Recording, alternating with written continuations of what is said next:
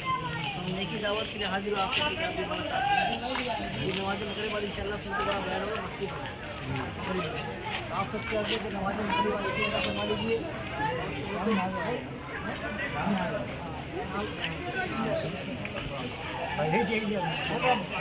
तैयार होगा मगरिब की हालत ठीक है और नमाज की पाबंदी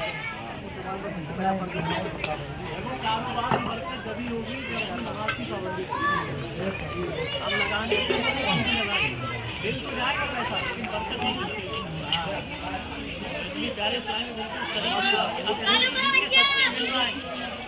अगर ये बुजुर्ग ना होते यहाँ पर